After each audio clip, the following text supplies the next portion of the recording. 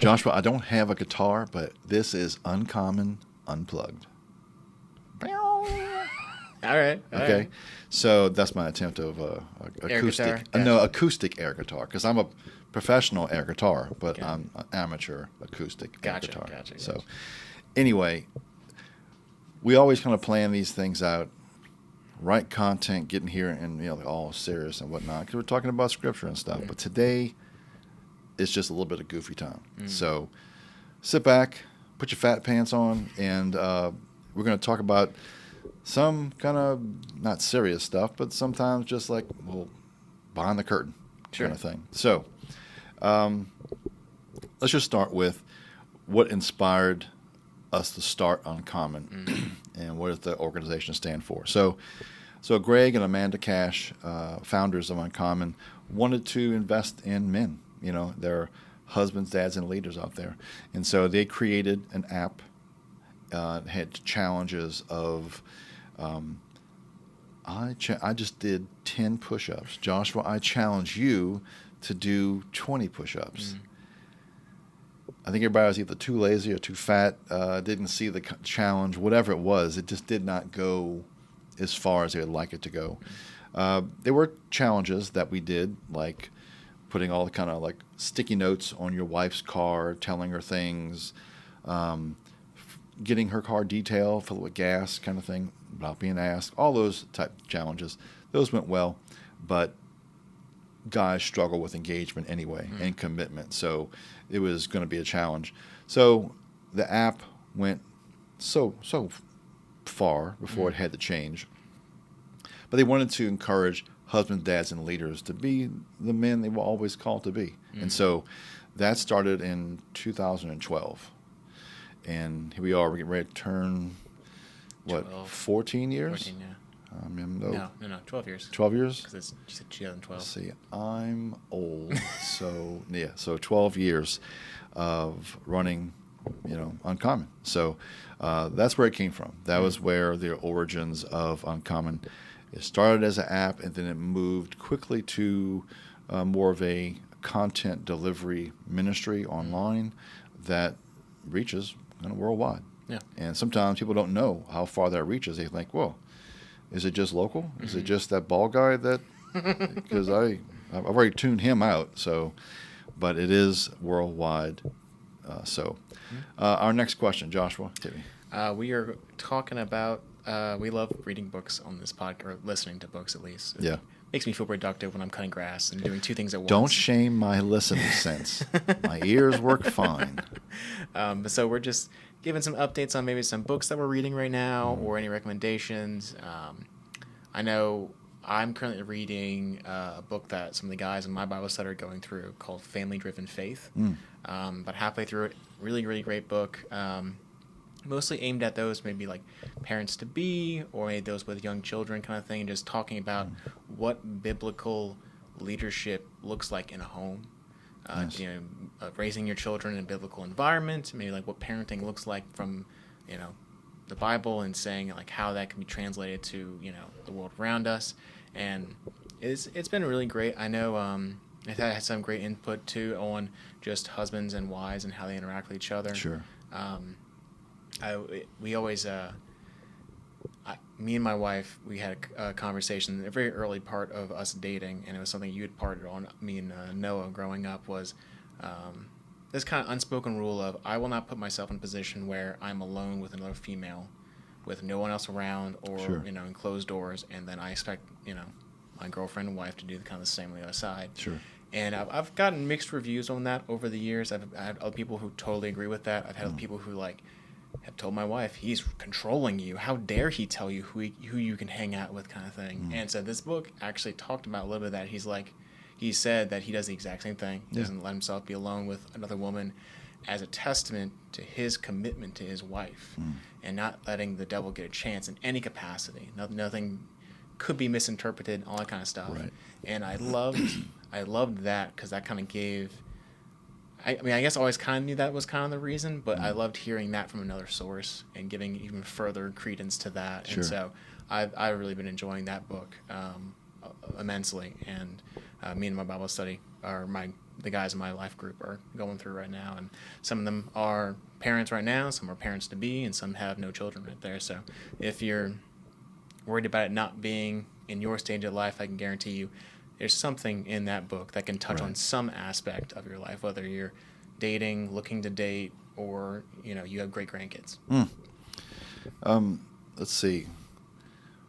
I read this one. I listened to this one. I listened and read. Right, we listened and read. This one earlier in the year. It was Green Lights by Matthew McConaughey. I love that one. And what a great book. Matthew's a Christian, but he is a Texan who's Livin, living. And so he's got a great book out there called Green Lights. I would highly recommend it. I just finished one recently that I've mentioned on the podcast before called Doing Life with Your Adult Children by Jim Burns. Yep. Fantastic if you are approaching maybe empty nest, or if your children have just moved out, gotten married, or moved out of college, moved out on their own. It is a great book about doing life with your adult children.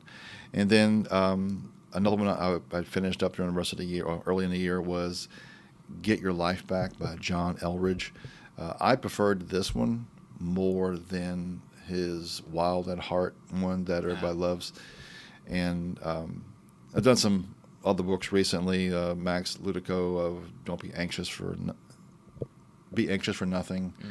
I just finished a book on by Jimmy Carter. So we kind of all over the place, but I think it's good to read books like this that gives you a perspective of what everybody goes through. Sure. I think it's helped us round off what a man faces throughout their lives, because again, many of these people have experienced things that I have not, and then vice versa. Sure. I just haven't wrote a book about it yet. And so, but reading about that kind of gives you a little window into, we all kind of struggle with the same things. Sure. And so if you are reading a book that you like, let us know in the comments what it is and what you're getting out of it. Yeah.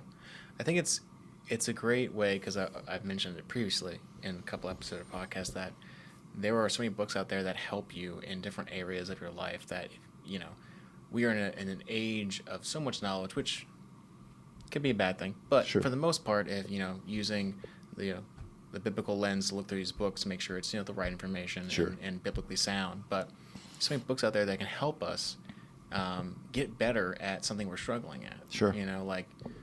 You struggle with, maybe it's carving out time for a small time, or I'm blanking on the phrase. It is when you sit down at your table and you read your Bible. Quiet time. My gosh. Did I mention this was Unplugged? This is what you get when Wow. you get Uncommon Unplugged. How many senior moments do I get at my age? Or is Today, you've already used up one. Okay, cool. You're done for the day. Your quiet time, tips and tricks, what the Bible says about, there's so many books out there that I think that, it's very hard for you to be like, well, I just suck at X, Y, and Z, and I can't do anything about it. There's so many ways you can improve upon it. Sure. I mean, it's kind of like our Bible study, The Art of Marriage. There was a segment of someone, they were using different examples of the Briggs Myers emotion test, the love language, all this kind of stuff as reasoning as to why the spouse was being kind of mean to the person. They're like, I'm an INJ 5'2". I'm sorry that I'm a butthead, or whatever the case may be. And so there's no excuse like that to be like, well, I don't know how to be a better husband, dad, and leader, or I don't know how to be better at prayer or being a spiritual leader. There are so many good books out there that, don't know where to start. Ask your pastor. I know our pastor is always open for book recommendations. I'm constantly emailing him about something about, biblical based psychology books, because that's my cup of tea. So, reach out to your church, your local, Bible study. I have a Google Doc with all the guys in my Bible study. It's a long list of books that everyone just piles in different recommendations of different categories of. Not all of it has to be scripture based. We have some classics in there, some skill books, some fantasy or whatever kind of thing. But it's definitely a great well to tap into if you aren't already? Yeah, I would recommend that. Obviously, Scripture is number one. Yes. We start with that. You spend daily time with the Word. That's rule number one. All other books, commentaries, supportive stuff, those are not inspired. No. Those are written by everyday guys. So take that in consideration. Mm-hmm. But read some books that you may not have anything in common with. You're like, you know what? I don't know what that person's about. Let me take and read about that. And it'll probably give you a little bit of window walking a mile in that person's shoes. Sure. And so, we always love Gary Chapman. Mm-hmm. Here's your plug, Gary. I still have not got that check, Gary, about the 5 love languages. Mm-hmm. And, to add on to that, just because you are one of the languages doesn't mean you're not called to speak to someone else's love language. Sure. So that's all I'll say about that. I can't let a love language reference go by. The next one is, how can Uncommon help men balance work, family, and personal time effectively? Mm-hmm. And so I think, prioritizing God in our lives, again, number one, Sure. Spending time in the Word, pray for wisdom and discernment. It's there. I mean, Solomon could pray for anything. He asked for wisdom first. Everything else was given. Start with some wisdom. Invest in time in your family and lead them well. Yes. And so all those things you can see that they're not like, spend time on the Word on Tuesday. Mm-hmm. It's spend time in the Word. It's kind of a little bit of an open-ended piece that it's always in the present tense. Yeah. Always do that. Lead well. Always. Invest in your family. Constantly. Mm-hmm. So I think if we had to give some feedback on how to help all of us, all men, to balance life-work, that life-work balance kind of thing, I think it's important for us to prioritize God in our lives. I know whenever we have gotten prayer requests from people dealing with broken marriages, dysfunction, divorce, separation, whatever, we always hear one side of the story. We always ask, are both of you believers? Mm-hmm. And do you attend church? Do you, kind of worship together? Do you maybe done a marriage study? They rarely respond back because usually that's not happening. Sure. And so it is hard to balance something that is broken. Sure. Well, I think it's a very dangerous mindset to have where you're just like, I'm going to only pray to God when things are going off the rails and I have zero control. Sure. And that tends to be the case of those guys reaching out to us. And whether it's marriage, addictions, work problems, whatever the case may be, I think it's interesting to see the people that usually tend to run to God in those scenarios tend to be the ones that don't reach out regularly. Sure. Because while prayer is an amazing thing, and we always want to hear prayer requests, and we're always praying for the prayer requests that we get, it is imperative that you first start and make sure your foundation is built on being in God's Word. Yeah. Going to church, being that spiritual leader, because there is an otherworldly peace you experience when you are that deep in God's Word and chasing after Him. Sure, it helps you see every problem in your life through the lens of God. Sure. If you do not spend time with God in His Word, you tend to look at things through your own lens. And so,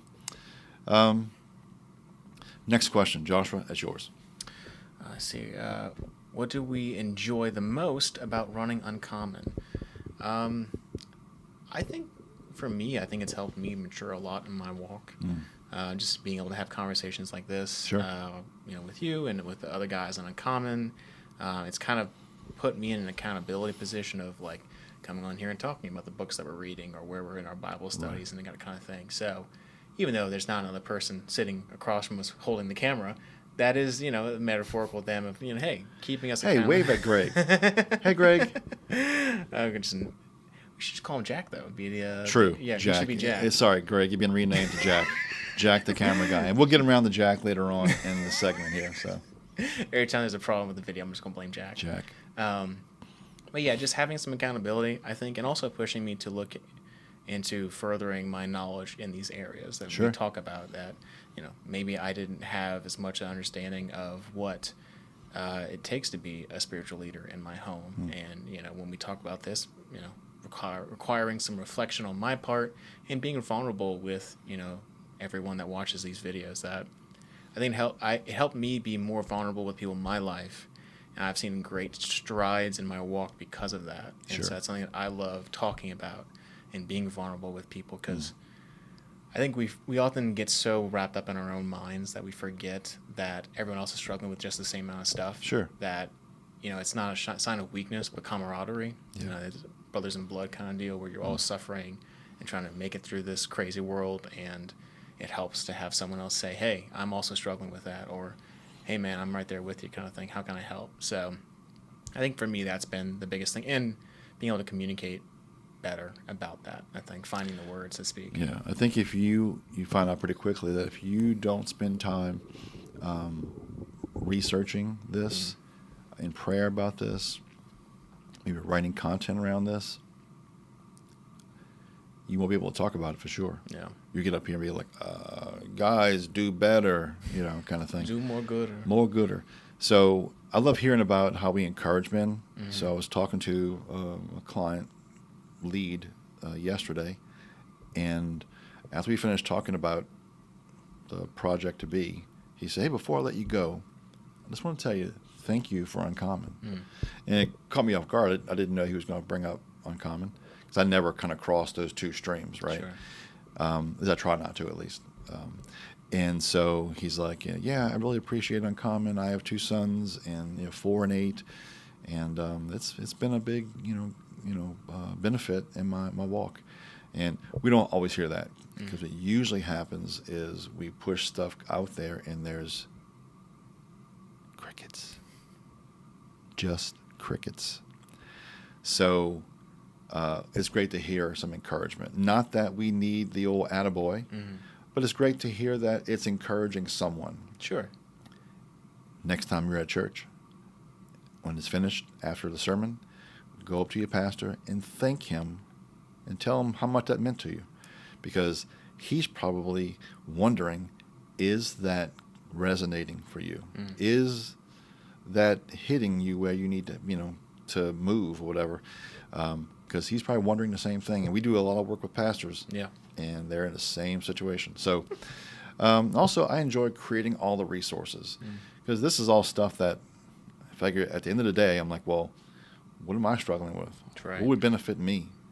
And so that's when we start developing things. And I love designing stuff around Uncommon and that kind of thing. So I enjoy those two areas. I mean, it's like writing a letter to your younger self of like, now that I've gotten through X thing, what would I have liked to know before that? And I think that ultimately is, we're called to mentor people, below us in that stage of life. Sure. So that when I can point down to people who are maybe just getting married or beginning dating and that kind of thing, and you can point to people who empty nesters and that kind of stuff, and when it's so fresh in people's minds of like, I'm in uncharted territory. Sure. That like, hey, I would have loved to have heard this from X person, or I would have loved this resource.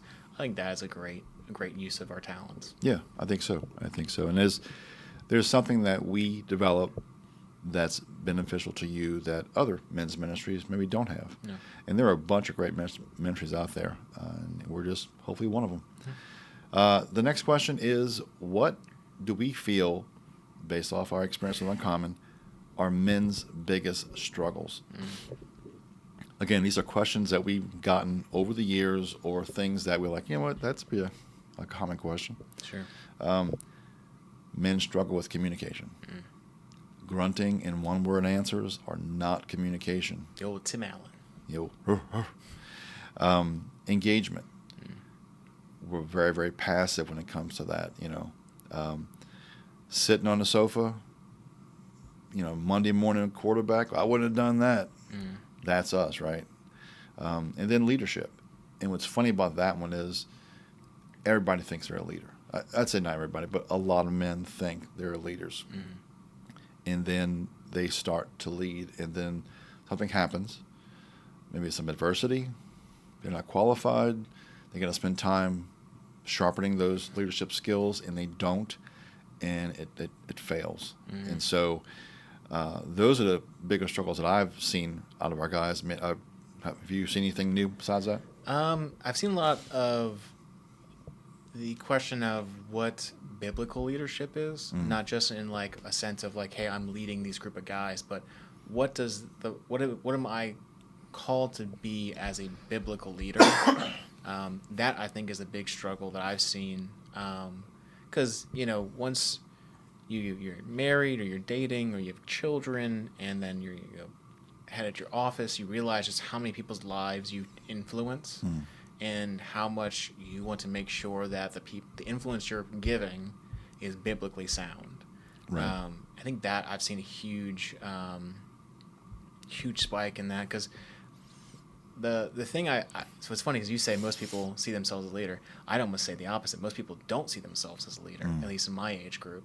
They almost don't see themselves as that, and so the one of the things that we've seen is that people look at husband, dad, and leader, and they're like, well, I don't fall in any of those categories. Right. And so whether you think yourself a leader or not, you're leading somebody, whether it's yourself, Oh, sure. your spouse, your children, your friends, your coworkers. Somebody's looking to you for leadership. Everything communicates. Yeah. So because you are a leader, you're called to be a biblical leader, and you cannot be caught unguarded in that area. So if you're going to lead, do it right. Lead well. Yeah. Lead well. I spent many years in rec league, coaching you guys in different sports, and everybody would take and ask, you might want to coach? We're looking for a coach. Looking for a coach of soccer. I don't play soccer. Wrong kind of football. I play American football. I enjoy that, right? I'm like, sure, if you know anybody, I'll do it kind of thing. Now, what are the rules of soccer? Kind of thing? And so being willing is the first part, right? But what I found was that after I volunteered, and like I said, the assistant coach would volunteer, all the other dads who did not volunteer always had opinions. I wouldn't have done that. Why don't you do that? Why don't you run a 3-4-X defense with an over-top, drone strike? So I think maybe it's just my generation, Gen X, that a lot of guys think they are leaders or want to be leaders, and sometimes they don't lead well, and it impacts them, kind of thing. So let's see. The next question is, what is the fun one? What is the most remote place Uncommon reaches? I think, last we checked on the small groups map that we just had posted recently. So that map we posted was anyone who interacts with Uncommon in some capacity. Like that person is in that country, and they're going to the website, or they're part of the newsletter, or they're a member or a small group. But I think the furthest one was India, and it was, I think, Singapore, the two furthest, at least from us. Right. Well, I'm going to say we're here in Charlotte, right? Yeah, North Carolina. So far doesn't mean a whole lot to the people right, in India, but driving to New Orleans, 11 hours. I'm like, that's far. Right? Are you kidding me? It's like 700 miles. Sure. Goodness, just mail the crawfish. But yeah, we've had guys in India who've translated our content into that dialect to use to reach guys, and another one, it was in Singapore, that did the same thing. And so now, if the earth was flat, this would be a bigger thing of like how far away kind of thing. Eventually we wrap around. So but I think the last tally was 63 countries we were visited by, right? That we had some uncommon man that was taking part in some bit of content. And so this sounds like a lot, right? Yeah. So I went and looked up how many countries there are. You should have done that. And I never realized that until you watch the opening of an Olympics. Oh, sure. And it's like a graduation name. Like, are we just in the B's? Come on. 195 countries. Oh, that makes me sad. How dare you, Earth? How dare you have that many countries? Uncalled for, sir. Try hard. So, yeah, we're in 63 of those 195-ish, whatever they are, countries. But now some days it feels, based off of maybe engagement or whatever, it feels like whatever we do never leaves the studio. And I say that not because like, oh my God, engaged. I think every guy sometimes feels like they're in a bubble. Sure. And they're going through something by themselves. They're alone. No one knows what I'm going through. It's just me. There's other guys out there going through the same things. And that's why we're writing content around that stuff to help with that. If you are looking for some buddies, some mentors, whatever, friends, join a small group. That way you won't feel so isolated. So, Sure. Let's see. What is the biggest challenge facing Uncommon right now? Well, this one's kind of a bummer. Financial support. I hate to say that. I would love to say, oh, it's those damn minions. What is that? That ad on TV. It's the dreaded F word. It's finances. Right, the F word, financial support. I think when COVID hit, we had a bit of a spike. People were home, trying not to go insane. They were like, what can I do? And then all of a sudden, people started kind of like, well, I don't know what to do next. COVID's going away a little bit. Now the recession kicks in. And then just attrition, right? People were like, oh, I'm doing this, and like I do like 6 other men's ministries too. Stop all 5 of them and do one well. Doesn't have to be us, just one. Yeah, just go do one, because you're not servicing anybody, including yourself, by doing like a bunch of different ministries.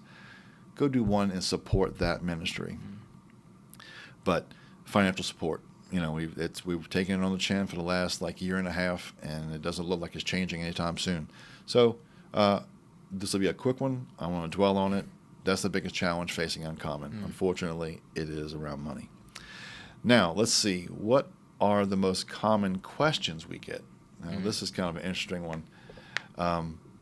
Is there a women's version, or would you ever start a women's version of Uncommon? I'm like, I don't know what the hell I'm doing with a men's ministry. Can you imagine me doing something with a women's ministry? Yeah, I know we've discussed talking with other female-focused ministries and partnering with them, but that'd probably be the closest we ever get, just because there's so much that we're learning on this side of the camera screen that it'd be very difficult for us to learn. I mean, shoot, if we knew the female side of this, I think I'd have a way better relationship with my wife.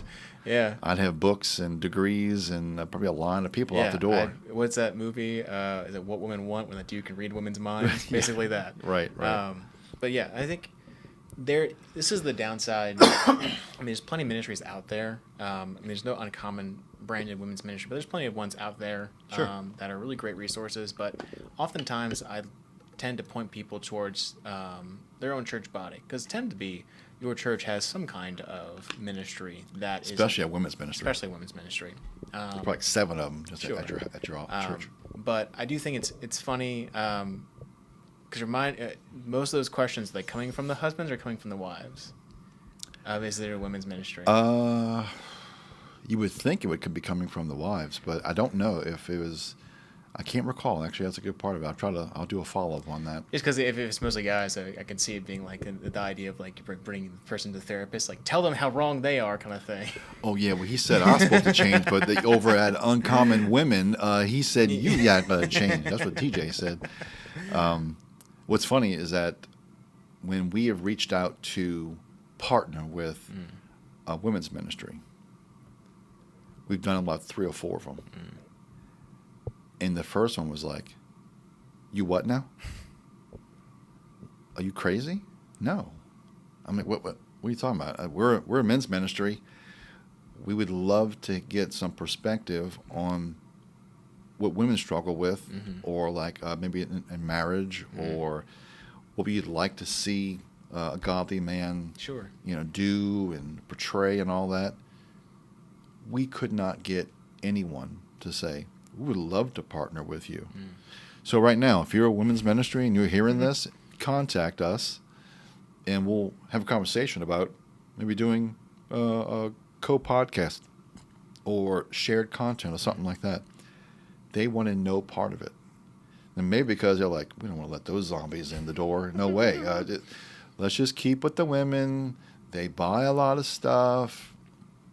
They're active. They're engaging kind of thing. We let men in here. They just make a mess. So it's really odd. We could not. I mean, we had kind of 3 or 4 conversations with like 2 or 3 different women's ministries. And they were just like, could not wrap their heads around that we were trying to get better and needed their help. Yeah. I think it's the first step in anything like this is the fact that you have to take ownership of what your side of this is, and ask the other parties involved, like, how can I get better? Or, well, I talk about the book that we read in our marriage study, me and my wife, that talked about your wife or your spouse should have, they called it open hunting license on your life of anytime you're doing something that maybe is contrary to what the Bible calls us to be, or maybe just something that's harmful to you and the family, that they have an open license to bring that up in front of you. And the hard part on the other side of that is not to get offensive, right? Sure. And I think it's interesting that how often it's so difficult that many couples that I had spoken to, they struggle with that idea of like, I don't know how to bring that up in front to that person without me having to like console them, right, and make sure they don't hurt their feelings, or the other person's like, I don't know how to receive that because I don't take criticism well. And so I can see that being the case of like, it's hard to get the other side of that coin so easily, and it just takes a lot of effort, a lot of self-reflection, a lot of being again vulnerable. Well, we've always gone through this phase of like around Mother's Day, right? We're like, let's have a sale that maybe the wives, or I'm sorry, around Father's Day, that the wives could like gift a membership to their husbands or their dads or uncles. Yeah, that's great. And then I would say, this is like me buying my wife a Weight Watchers membership. Right. They're going to read into that and say, what are you trying to say, that I'm not a great husband kind of thing? So that doesn't go that way. But we need that kind of accountability and that kind of thing. I think we want it. Sometimes we have a hard time like accepting it. Remember that pride and ego part of the last thing? So, this is the next one. Why do things cost? I'm like, what? Well, your stuff, it's so expensive. I'm like, is it? I guess it's perspective, I guess. I mean, our downloadable stuff is not that. I mean, it's like, $10 or less. I mean, our annual, we did the math. It was like equal to 11 cups of coffee for the year. For the year. Yes, because the coffee was like $3.90 something. Now that was a couple months back, so I'm sure that coffee is now like $5. Well, and then what's funny is that we put the average. The average person has 1,000 cups of coffee a year. This was equivalent to 11. Yeah. So I don't know how to answer that question. I'm like, do things cost in your world, like in your like electricity, shoes, food? I mean, things just cost. And I guess the misnomer is that, well, doesn't nonprofits run on magical pixie dust? Sure. No, it unfortunately runs on money. Sure. Someone's going to donate that. So I think it's hard too because we've talked about this a lot. There's so many ministries out there that offer similar content or same content for free and different things. And if you can't financially, be a member or purchase that, there's plenty of free content on our website, and there's other ministries out there too. Yeah. I think just it's difficult to broach that conversation with us, with the person understanding that we are seeking financial help or backing to further the kingdom, right? Sure. This is not us trying to make more money. Every bit of money that we make goes right back into Uncommon. 100%. Making new content for you guys, video recording, podcasts, the equipment you see here if you're watching the podcast. A lot goes into this kind of stuff. And so it's that dirty word of financial support that no one wants to think about it the same way. Like, we we've worked with a lot of pastors, and they don't like talking about tithing kind of thing. It's like, no one Right. likes talking about money, but we want to be honest about where that money's going and be honest and upfront with you guys, just because it needs to be. Bible talks about it, so we should be talking about it. Sure, Paul said a laborer is worth his pay. And so this is what we've been called to do. That's what we're doing. Unfortunately, it costs money to do some of this. Jack, he's expensive, Yeah. He's a lot of hay. He's a lot of hay, a lot of hair gel. A lot of hair products. Hair products, right. At least he goes through like a hair dryer a month. Just burns through them. Another hair dryer? Come on, Jack. The funny part is, if no one knows what Jack is, they have no idea what we're talking about. We'll get to Jack in one. He's after the next segment, so don't worry about it if you don't know Jack. My shirt is a hint of Jack. Okay, the next one. What are some practical ways for men to improve their relationships with their spouse? There's a ton of content on our website, but like we talked before, pray for each other, do a Bible study together. There's tons of great marriage studies out there. Goodness, the 5 love languages, Crazy Love, Not a Fan. There's just there's a bunch of them out there, obviously. Spending time with each other, quality time. Sitting in a room, both you on your phone, pretending to watch the latest episode of whatever CSI location they made now, is not spending time together. And the most important thing is keeping God at the center of your marriage. Yes. When you do that, it is difficult for the world to get in between you and your spouse. Definitely. So those are some practical ways to improve relationships with our spouses. One thing with all those, I think the biggest hurdle is being intentional about it, because it's really easy to be like, oh yeah, well, let's pray for each other, when we go off to work, or let's do Bible study next weekend. This is kind of the, I want to lose weight. If you don't set aside time, set goals for yourself, and carve out a portion of your life to dedicate towards praying together, doing a Bible study together, you will not do it. It's not easy and will not come naturally. You need to set times and be the leader of the household. Like, hey, every Tuesday, we're going to sit down at dinner, and as soon as we finish dinner, we will do a Bible study together. Yep. Dreams and goals. Yep. Dreams are, I want to lose 25 pounds. Wake up, TJ, because you're dreaming. Versus, I want to lose 25 pounds. I'm going to take out sugar out of my diet, and I'm going to cut out fried food, and I'm going to exercise more. Yep. That's a goal. And I'm going to do that by, like, say, September 1st kind of thing. That's a goal. The other one is just make-believe funsies. All right.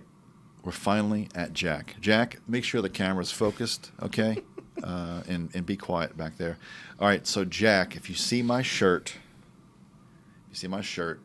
this was a character that I developed for Uncommon back in the day when they used our agency to brand and develop the branding for Uncommon.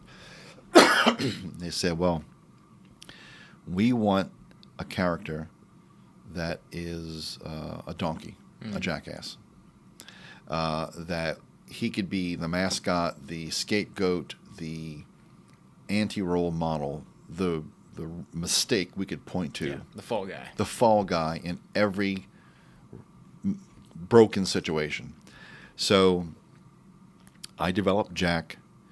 I don't know if you remember me doing this at the table. I was kind of sketching. They wanted like certain kind of glasses. Yep. We wanted like certain hair and a mohawk and a leather jacket. And he had like earring with a chain. And like, it was kind of like if Fonzie let himself go with the hair.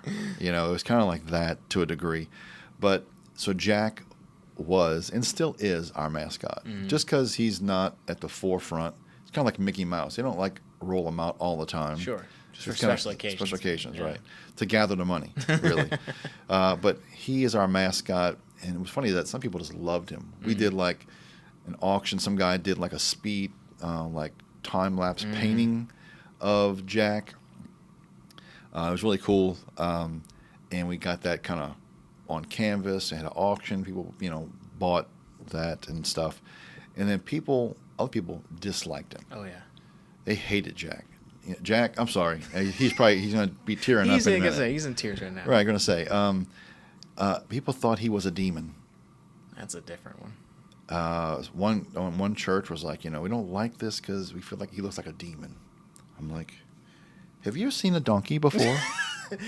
I know he's standing up and he's got cross legs and his arms are folded and he's not really a actual donkey, but and some didn't like it that we were implying the word ass at the end of Jack because the phrase was always "don't be a jack." Yeah. Right. And so one church guy called and is like, well, what's the rest of that word mean? I'm like, what are you talking about? He said, well, Jack what? I'm like, well, his name is Jack. He was trying to fish around to see me to say the word jackass. I'm like, really? Is that what we've stooped to at this point? I mean, that's quoted in the Bible. So, anyway. And then the last one, probably the funniest one, is one guy reached out to us and said, hey, my brother's named Jack. What do you have against him? The funniest part about that, it feels like such an AI robot response, but I know this was well before that came out.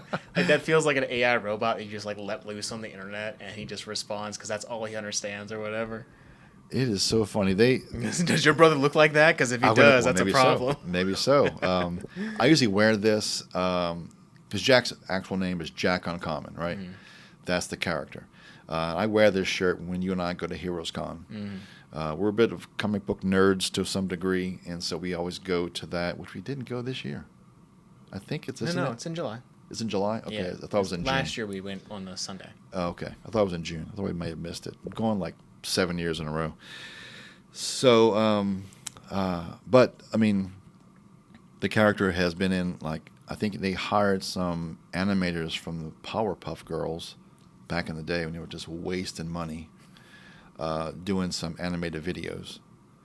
And I would watch it, and the first thing I would say, like, and how much did this cost? It was like $3,500. I'm like, why? Those Powerpuff Girls. Right, exactly. So you can kind of see that, I'm a little more, I need my realist side. I want to be a good steward with God's money here in the ministry because it's not ours, it's His. Sure. So we were kind of that even back then. But we need to bring Jack back to the forefront, I think, on some things. Introduce him kind of like Jay-Z. Let me reintroduce myself, right? So we need to bring Jack back. So you hear us talk about Jack. Jack does not exist. Sorry, Jack. You do not exist. He's a fictional character. It's only an illustration that we use to blame men who act like Jack. Yeah. Think of it as like the Christian version of the Elf on the Shelf kind of deal. Right. Yes, exactly. But Jack's just much cooler. Yes. Kind of thing. So if you've ever seen Jack, let us know you've seen Jack. You're Jack aware. If you've never seen Jack, let us know you want to see Jack by saying something like, show me the Jack, something like that. Okay, so we got a couple of more questions. Can you share a story of a significant impact Uncommon has had on someone's life? And this will be one that I have. One of the guys who is a member and a small group leader, our charter leader, actually is a warden in a prison. We were just talking recently. He said, 10 years ago, I was in prison. 8 years ago, I was in rehab. I got out of rehab. I found Uncommon, and I felt like Uncommon changed my life. And he said, I've had the Uncommon wristband on for the last 8 years. Now, if you don't know what that is, we did these wristbands, black wristbands with a white Uncommon on it. And yes, I did not choose the name Uncommon to be spelled with M-E-N. While it's clever, it's a typo, and it causes all kinds of jankiness. So I do not recommend misspelling something like that. It's clever, but no one types that in because they think it's just Uncommon, and that's sure. Tony Dungy's thing. So anyway, so he's gone from being in prison to being in rehab. He's a leader in his community. He's an elder in his church, or it's actually asked him to be an elder. Very committed to his walk with Christ, and is a warden in a church, in a prison right now, that he is over like, I think, 6 other prisons and about 30 other chaplains. Oh, wow. And so he actively uses Uncommon throughout any of the ministering to prisoners kind of thing. And so if nothing else happens, right, besides something like that is very beneficial. I know one gentleman came to Christ. He let us know that, one of our devotions led him to Christ, and he was looking for a church, and I think it was in Florida, and we tried to help him find something locally kind of thing. So if nothing else happens on Uncommon, and it fails tomorrow, we got to put up the close sign on the website, that was worth it. Yeah. So if nothing else comes out of that, I think that it was the call and the reason we started Uncommon. Yeah.